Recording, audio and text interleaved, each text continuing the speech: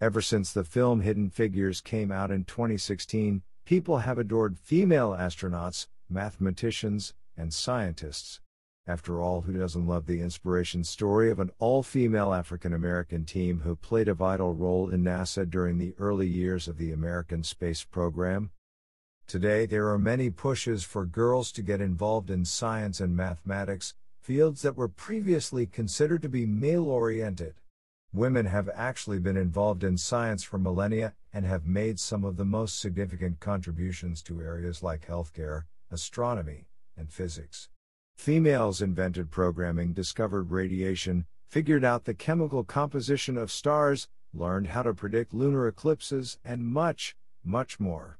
The ladies who, for centuries, have acted as trailblazers in science opened the door for many women today to pursue their scientific careers. Keep reading to learn more about some of your new favorite female heroes.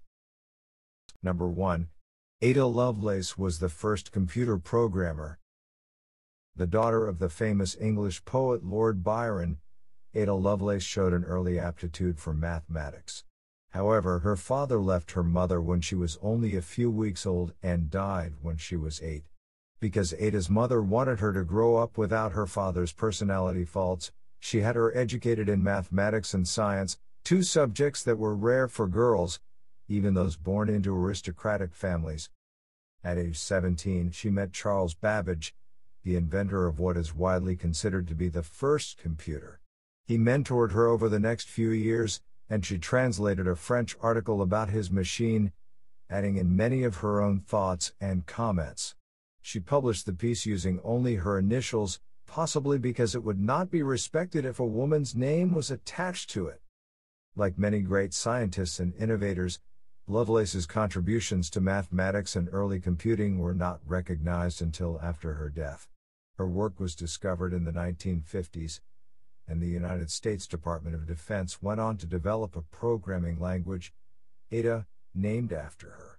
It was during this time of discovering Lovelace's work that Grace Hopper, another female programmer, began her rise into herstory.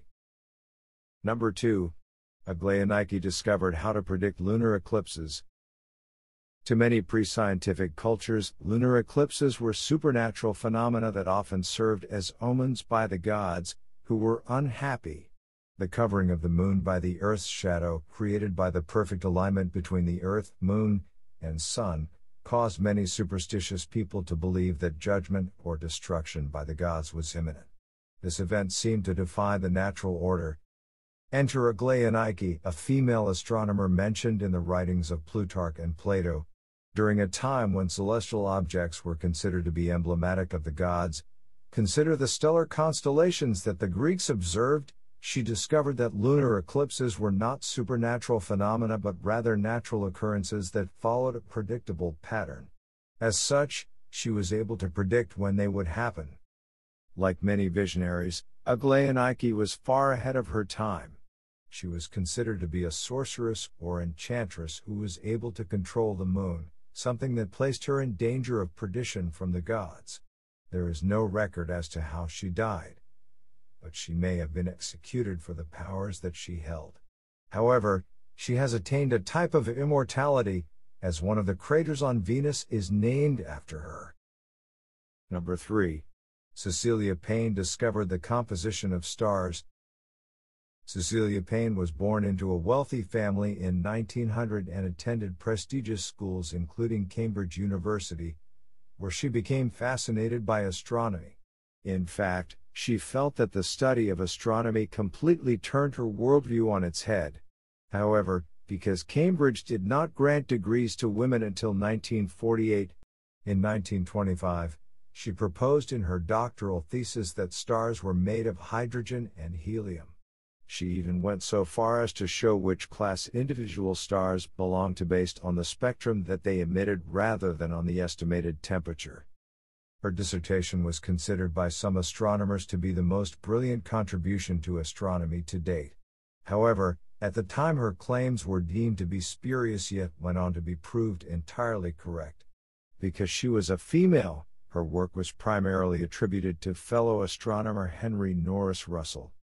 Payne went on to create a survey of millions of stars. The analyses of these stars were used to develop a theory of stellar evolution, or how stars are formed, live, and die.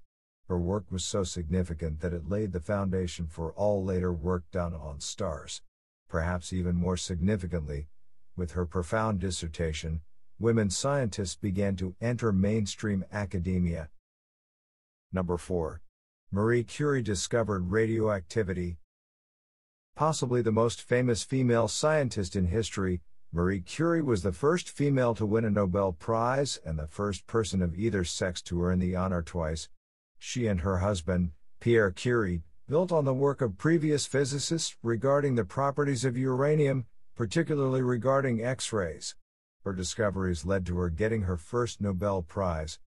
The couple went on to discover a new element, polonium, named after Marie's native country, Poland, and then isolated what we now know as radium. The discoveries earned her her second Nobel Prize. When Pierre tragically died in an accident, Marie filled in his teaching post at Sorbonne, becoming the first female professor. When World War I broke out, she devoted all of her time to work in radioactivity and X-rays to help soldiers who had been injured. Unfortunately, at the time the dangers of radiation were not known. Marie was known to carry around test tubes filled with radioactive substances without the precautionary measures that physicists today take. Her work in radioactivity may have contributed, if not caused, her death from aplastic anemia. Marie had 2 daughters with Pierre, Irene, and Eve. Irene followed in her mother's footsteps and also became a Nobel laureate. Today, Madame Curie is seen as a top role model for aspiring female scientists. Number 5. Ptah was a physician to the Pharaoh. In ancient Egypt, women were not always treated as second-class citizens. In fact, during the second dynasty of the 3rd millennium BCE, Ptah was a female scientist who served as a physician in the royal court. Inscriptions bearing her name in the Valley of the Kings indicate that she actually attended to the pharaoh himself. During this period, women frequently were able to hold positions in the healthcare field, not only as midwives, an occupation that was traditionally only held by women, but also as physicians. In fact, some medical schools were exclusively for women. Together with her contemporary, Ptah is considered to be the first female physician and possibly one of the earliest identified female scientists of all time. Few details are known about Ptah's life, but she is known to have had a son, who became a high priest. This fact indicates that she was from a wealthier family. It is unclear whether or not she made any discoveries or contributions unique to the field of healthcare, but her position as a doctor in the pharaoh's court, being a female, is in itself a contribution to the part of women in science. There is a picture of her in the Valley of the Kings, which ascribes to her the prestigious role of chief physician. Today, a crater on the planet Venus is named in her honor. Number 6. Hildegard of Bingen founded natural sciences in Germany. Hildegard of Bingen grew up in a monastery, having been a sickly child, and given to the monastery as an offering to God by her parents. In the monastery, she learned how to read and write, tend to plants and animals, care for the sick, and play music. Many of these skills, especially literacy, were exceptionally rare for both men and women. She also claimed to have mystical visions from a very early age and is remembered for both her contributions to the church and theology, as well as to natural sciences. However, Hildegard probably saw her contributions to the church and science as being complementary to each other. Hildegard was well known for her abilities as a healer, having drawn from passages in the Bible regarding the usefulness of all things on the earth. She used herbal remedies, tinctures, and even gemstones to promote physical healing, which she believed was a component of spiritual healing. Her book Physica describes the effects of all kinds of plants and animals on the human body, indicating how food, herbs, and the like can all be used for medicinal purposes. She even wrote on human psychology, again from the perspective of promoting spiritual wholeness. Because Hildegard wrote in the language of her people, German, Rather than in the typical Latin, her work was able to influence large numbers of people. Number 7. Margaret Cavendish helped pave the way for the scientific revolution. Margaret Cavendish was born into British aristocracy in 1623. She spent much time in France due to political problems within the English royal family. Cavendish was famous for her work in philosophy, ethics, and science. As a philosopher and ethicist, she was staunchly in favor of promoting women's rights and was even one of the first opponents of animal testing. Margaret Cavendish was outspoken about the fact that women, though possessing the same intelligence as men, were disregarded in areas such as scientific learning. As such, she helped begin to break down barriers that enabled the women's rights movement to start. As a scientist, Margaret Cavendish rejected many of the ideas of Aristotle in favor of so-called natural philosophies, particularly the mechanistic notion that all things are essentially the sum of their parts. Her thoughts, including a vitalistic embrace of fields such as atomic theory and human anatomy, helped pave the way for the scientific revolution. She wrote several books on both philosophy and natural sciences, and even wrote a science fiction novel. She was the first woman to attend a meeting at the Royal Society of London, a regular gathering of scientists and philosophers, and there engaged with such brilliant minds as René Descartes, Thomas Hobbes, and Robert Boyle. Number 8. Maria Winkelmann helped create an almanac. Maria Winkelmann was born in Germany in 1670. Her father broke with many traditions of the time and, believing that girls should be every bit as educated as boys, provided his daughter with the best education he could. Both of Maria's parents died when she was 13, but her uncle went on to continue her education. She was also friends with a local astronomer, Christoph Arnold, who taught her astronomy and took her on as an unofficial apprentice. She married the famous German astronomer Gottfried Kirch, who provided further education in astronomy for his wife. At the time, women scientists were recognized as being subordinate to men. Maria worked beside her husband and made discoveries that helped create almanacs, which were used in both farming and navigation. She also studied the aurora borealis and the alignment of the planets. Gottfried von Leibniz, a prominent German scientist, presented her to the royal court for her work in being able to identify sunspots. Winkelmann became one of the only female scientists of her time to publish works under her own name rather than that of a male cohort. Unfortunately, following her husband's death, Winkelmann was unable to secure funding for her work due to her gender. She fell into a period of depression but continued to write about her astronomical findings. Number 9. Mary Wortley Montagu advocated for smallpox inoculation. Born into the British aristocracy in 1689, Lady Mary was raised by her grandmother and father, who educated her. She did not particularly like her governess, who was privately hired to teach her and her siblings, so she often stole away to the family's private library, where she taught herself many of the subjects in which she was interested. Lady Mary became a prolific writer early on, as well as an ardent feminist who firmly believed that women should be given the same opportunities and have the same rights as men. Lady Mary married Edward Montagu and became known among the upper class of London for her beauty and quick wit. While there, her brother died of smallpox, and she contracted the disease but survived. Her husband was appointed to the embassy in Turkey, where they lived together for a couple of years.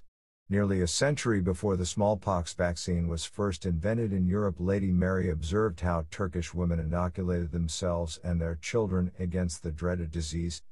They would take the pus from someone who had a mild case, scratch the skin of a healthy person, and apply the discharge, which contained the virus. This process is known as variolation. During the 1720s, a smallpox outbreak tore through London. Lady Mary had her entire family variolated, and all of them survived. She advocated for the process to be administered on a larger scale, but her efforts were met with criticism. However, 5 prisoners on death row chose to be variolated rather than executed, and all 5 of them survived. At the end of the century, A new procedure was invented for vaccinated against smallpox, and it became very popular. However, Lady Mary's campaign for variolation saved many lives during the London outbreak. Number 10. Charlotta Froelich pioneered advances in agriculture. Charlotta Froelich was born in Sweden at the end of the 17th century. She had a very strict Lutheran childhood, which she despised, but she was thoroughly educated in subjects such as history, reading, writing, and religion. This knowledge set her apart from many other women of her age, who were mostly illiterate and certainly not educated in social sciences. She developed a love of agriculture and was the owner of an estate, where she made pig iron with a blast furnace. Her inventions in agriculture led to her being the first female scientist published by the Royal Swedish Academy of Sciences. Particularly unusual for a woman of her time, and still seen as unusual for women of our time, as well, was her penchant for debating politics. A woman's place was believed to be at home, where her greatest duty was seen as that of raising children and caring for her husband. However, Charlotta ventured out into the public sphere and engaged in debates on politics, economic theories, and state policies. Perhaps the controversial nature of a woman participating in such discussion led her to write mainly under pen names. In addition to her writings on political science, economic science, and agriculture, she wrote poetry. Number 11. Caroline Herschel was behind many of her brother's discoveries. William Herschel was one of the most significant and influential astronomers of the 18th and 19th centuries. Born in Germany, he traveled with his sister, Caroline, to Britain to pursue a career in music and later astronomy. He served as the private court astronomer of King George III. Herschel built his own telescope, which allowed him to discover moons of Saturn and Uranus, as well as double stars and nebulae. He even found that Mars has individual seasons, at a time when the view of the universe was still very Earth-centered. Behind each of his discoveries was his sister. Caroline Herschel kept up William's house, and during that time, she made many of the calculations that were necessary for his studies of the heavens. She was eventually recognized by the king as assistant to her brother and awarded a yearly stipend of £50. She went on to present a catalogue of stars and nebulae that had been left out of British catalogue, as well as errata contained within it. Her career continued well after her brother's death, causing her to be recognized as an astronomer in her own right. Caroline Herschel was later awarded the Gold Star from the Astronomical Society for her revisions of the organization's work. Number 12. Maria Mitchell was the first American to discover a comet. Maria Mitchell was born in 1818 to Quaker parents in Nantucket, Massachusetts. Because of the family's religious beliefs, the girls were educated equally with the boys. When she was 18, she began working at the Nantucket Athenaeum, where she could spend long hours reading. At night, she would make celestial observations with her father, who was an astronomer. In 1847, Maria discovered a comet, making her the first American, male or female, to do so. It was named Miss Mitchell's Comet. She then became the first woman to be elected to the American Academy of Arts and Sciences. When she was commissioned by the United States Coast Guard to make calculations, Maria Mitchell may have actually become the first woman ever appointed to a position within the United States government. She was later invited to join the faculty of Vassar College, where she had access to a 12-inch state-of-the-art telescope. In addition to her scientific achievements, her Quaker upbringing may have led Maria also to be an ardent advocate for social justice. She participated in movements for women's rights, especially the right to vote, as well as anti-slavery movements. Today, her home on Nantucket Island is a museum that is open to visitors. Number 13.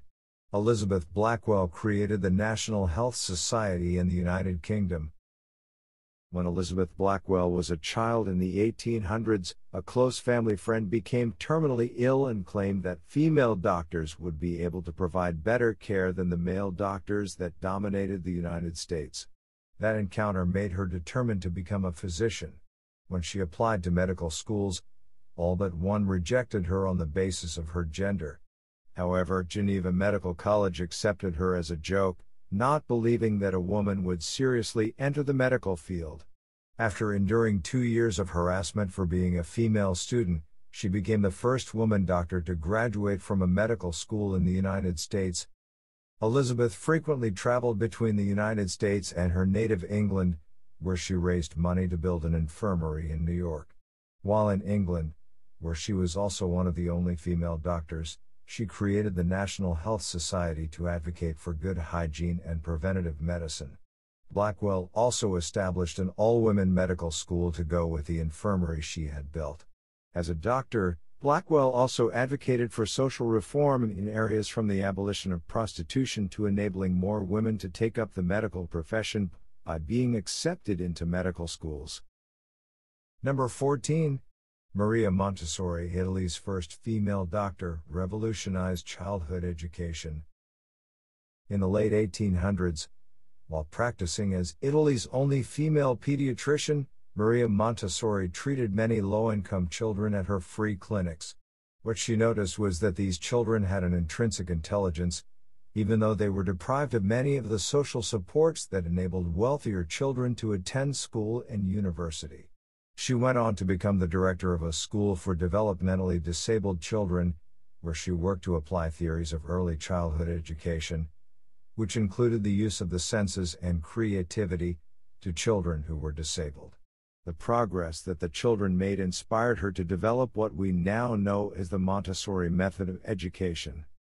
The Italian government allowed the doctor to teach 60 young children from the slums, where she created a classroom environment that she believed was most conducive to childhood exploration. She instructed her teachers to follow the children's lead and let them generate their own learning, rather than memorizing lessons. Within just a few years, thousands of Montessori-style schools opened, both in Europe and across the Atlantic, in America.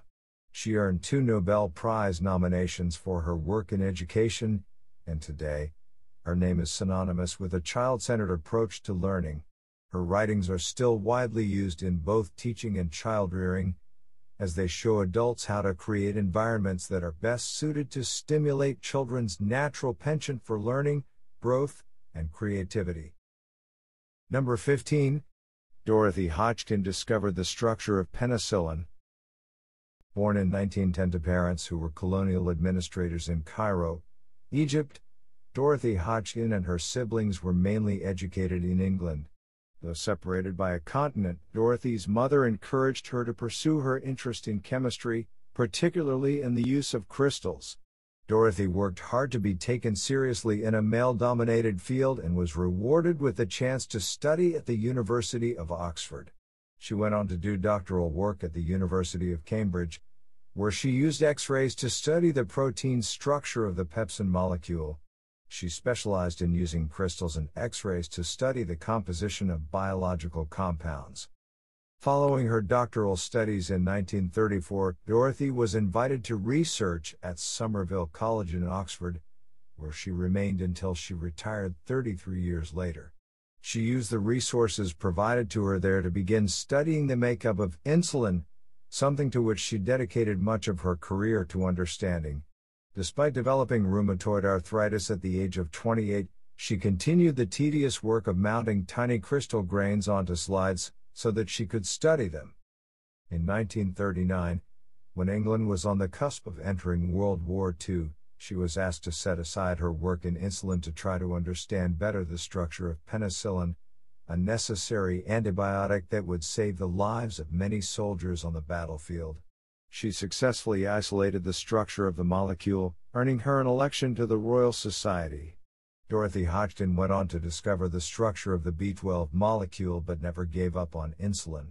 Finally, advances in computer technology proved sufficient that in 1969, she was able to discover the structure of an insulin molecule. In addition to her advancements in the lab, she advocated for scientific cooperation amongst hostile parties during the Cold War. Number 16. Isabel Bennett rewrote the Guide to Australia's Coastlines. Isabel Bennett was born in Australia in 1909, a time when women were hardly expected to go into the study of science and especially not make any meaningful contributions to any discipline. She wanted desperately to study biology, but at the age of 16, her family told her that she had to go to business college and find a job.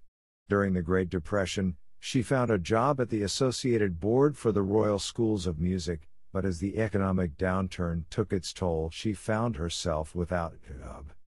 A stroke of luck put her on a cruise ship at the same time as a famed marine biologist, Dr. Dakin, who was currently looking for a new assistant. Though she had no experience or education in the field, she was hired to work on the ship with him. With him, she began her work in studying plankton intertidal zones, and perhaps most importantly, the Great Barrier Reef. Her findings were published alongside his, and when he took a year-long sabbatical, she filled in his teaching position. She went on to develop her own career and became one of the most essential marine biologists in the history of Australia, having even thoroughly revised the guidebook to the Australian coastlines.